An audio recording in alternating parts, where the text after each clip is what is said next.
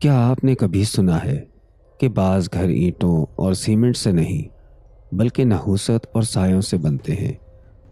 کراچی کی نمی بھری رات تھی، فضا میں سمندر کی ہلکی سی بو، اور دور کسی مسجد سے عشاء کی مدھم آذان۔ ایک خاندان سمجھ رہا تھا کہ وہ اپنی بدقسمتی کو پیچھے چھوڑ آیا ہے۔ وہ بلدیہ ٹاؤن کی اس سنسان گلی سے نکل آئے تھے جہاں مغرب کے بعد دروازے بند ہو جاتے تھے اور پیپل کے درخت کے نیچے بچے کھیلنے کی ہمت نہیں کرتے تھے۔ مگر کہانی اس وقت شروع ہوئی جب وہ نئے گھر میں پہلی رات اپنے سوٹ کیس کھول رہے تھے۔ کمرے میں پنکھا چل رہا تھا مگر ہوا جیسے تھم گئی ہو۔ اچانک کھرچنے کی آواز آئی، پہلے ہلکی پھر صاف۔ آواز دیوار سے نہیں، سوٹ کیس کے اندر سے آ رہی تھی۔ ماں نے بسم اللہ پڑھ کر زپ کھولی تو کپڑوں کے بیچ سیاہ مٹی جیسے ذرات اور اندر کی تہہ پر لمبے ناخنوں کے نشان دکھائی دیے۔ اسی لمحے سب کو احساس ہوا کہ وہ گھر چھوڑ آئے ہیں، مگر کوئی ہے جس نے انہیں نہیں چھوڑا۔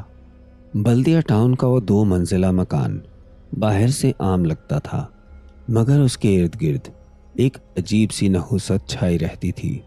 دیواروں کی پرانی پپڑی اکھڑی ہوئی تھی، بالکنی کی ریلنگ زنگ آلود تھی، اور گھر کے عین سامنے وہ پرانا پیپل کا درخت جس کی جڑیں زمین سے باہر سانپوں کی طرح بل کھائی دکھائی دیتی تھی۔ محلے والے زیادہ بات نہیں کرتے تھے مگر جاتے جاتے اتنا ضرور کہہ دیتے، بھائی مغرب کے بعد بچوں کو باہر مت نکالنا، اور اگر رات کو کوئی پکارے تو جواب نہ دینا۔ شروع کے چند دن سب معمول کے مطابق گزرتے رہے۔ خاندان نے سمجھا کہ شاید لوگ فضول باتیں کرتے ہیں، مگر 8ویں رات سب کچھ بدل گیا۔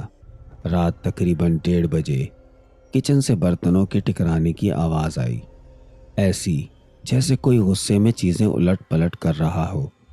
والد صاحب نیچے اترے تو برتن اپنی جگہ موجود تھے مگر فرش پر گیلے ننگے پاؤں کے نشان صاف دکھائی دے رہے تھے۔ وہ نشان کچن سے دروازے تک گئے اور دروازے کے پاس آ کر اچانک ختم ہو گئے، جیسے کوئی دیوار میں جذب ہو گیا ہو۔ اگلے دن سے گھر کی فضا بوجھل ہونے لگی۔ فریزر میں رکھا گوشت بار بار غائب ہونے لگا، حالانکہ دروازہ بند ہوتا تھا۔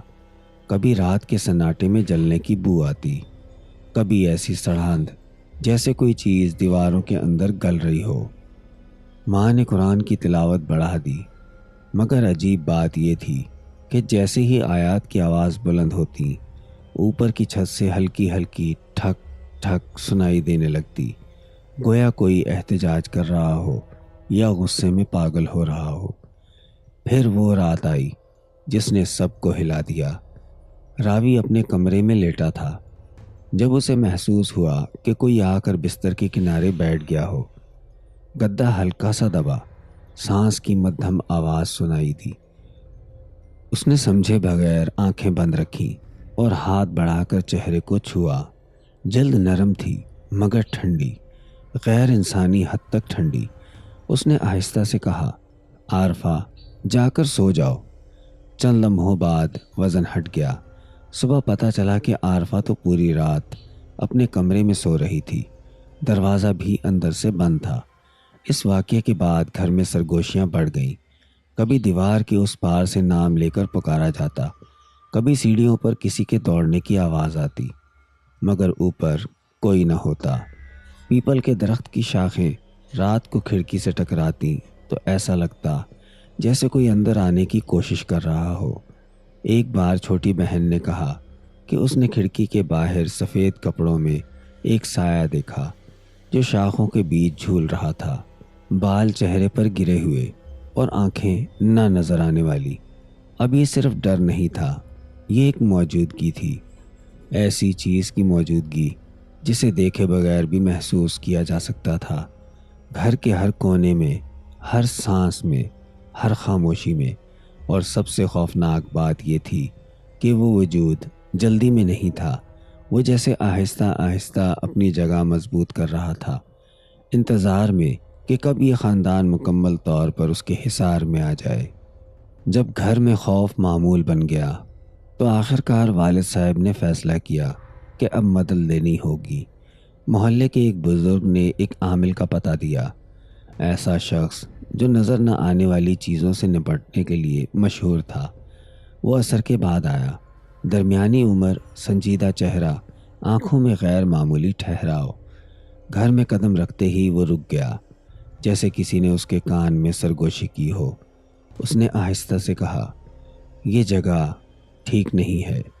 وہ کمرے میں گیا، دیواروں پر ہاتھ پھیرا، دروازوں کے کونوں کو دیکھا، پیپل کے درخت کی سمت کھڑکی کے پاس دیر تک کھڑا رہا۔ پھر اس نے بیٹھک میں سب کو جمع کر کے بتایا، یہاں پہلے ایک شخص رہتا تھا جو کالا علم کرتا تھا۔ اس نے جنات کو قابو کیا ہوا تھا۔ جب تک وہ زندہ تھا وہ بندھے رہے، اس کی موت کے بعد وہ آزاد ہو گئے اور اب انہیں جگہ چاہیے۔ قرآن کی آیات کی تلاوت شروع کر دی گئی۔ گھر میں عجیب سی گونج پیدا ہونے لگی، جیسے آواز دیواروں سے ٹکرا کر واپس آ رہی ہو۔ اچانک اوپر والے کمرے کا دروازہ زور سے بند ہوا۔ سب چونک اٹھے۔ عامل نے پڑھنا تیز کیا، مگر اس لمحے ایک کرسی خود بخود ہلی اور چند انچ زمین سے اٹھ کر دیوار سے جا ٹکرائی۔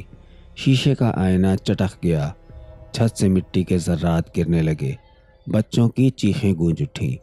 عامل نے تعویذ لکھا، پانی پر دم کیا اور گھر کے چاروں کونوں میں چھڑکاؤ کر دیا، مگر جاتے جاتے اس نے ایک جملہ کہا جو سب کے دل میں اتر گیا، حصار مکمل نہیں ہوا۔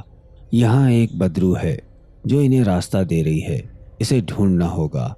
اسی رات راوی کے ذہن میں ایک تصویر چمکی، پچھلے حصے کا وہ بند کمرہ جہاں محلے والے جانے سے منع کرتے تھے، وہی کمرہ جہاں ایک دن کھیلتے ہوئے اس کا رومال گر گیا تھا۔ اس نے کبھی واپس جا کر نہیں اٹھایا۔ اس وقت سب نے سوچا تھا کہ ایک رومال ہی تو ہے، کیا فرق پڑتا ہے۔ جب یہ بات عامل کو بتائی گئی تو اس کا چہرہ سنجیدہ ہو گیا۔ اس نے کہا، وہی اینکر ہے جن اکثر کسی ذاتی شے سے جڑ جاتے ہیں، کپڑا، زیور، کوئی بھی چیز جس پر آپ کی توانائی ہو، وہ چیز ان کے لیے دروازہ بن جاتی ہے۔ جب تک وہ موجود ہے وہ بھی موجود رہیں گے۔ راوی کو معلوم نہ تھا کہ اس رات گھر میں بہت عجیب ہونے والا ہے۔ بجلی بار بار بند ہونے لگی، سیڑھیوں پر دوڑنے کی آوازیں آئیں اور والد صاحب کو محسوس ہوا کہ کسی نے ان کے کان کے قریب آ کر سرگوشی کی ہو، ایک اجنبی زبان میں۔ خوف اب اپنی انتہا پر تھا۔ یہ صرف ڈرانا نہیں تھا، بلکہ وہ وجود اپنی موجودگی کا احساس دلا رہا تھا۔ اگلی شام مغرب کے بعد والد اور بڑا بھائی دوبارہ اس پرانے مکان پہنچے۔ دل میں آیت الکرسی، قدموں میں ہچکچاہٹ۔ دروازہ کھولا تو اندر وہی بوجھل ٹھنڈک موجود تھی، جیسے گھر اب بھی کسی کے قبضے میں ہو۔ پچھلے کمرے کا دروازہ چرچراتا ہوا کھلا، فرش پر مٹی پھیلی ہوئی تھی اور کونے میں وہی رومال پڑا تھا، مگر اب وہ سادہ کپڑا نہیں لگ رہا تھا۔ اس پر سیاہ دبے اور لمبے ناخنوں جیسے نشان نمایاں تھے، جیسے کسی نے اسے مضبوطی سے پکڑ رکھا ہو۔ والد نے کانپتے ہوئے ہاتھوں سے رومال اٹھایا۔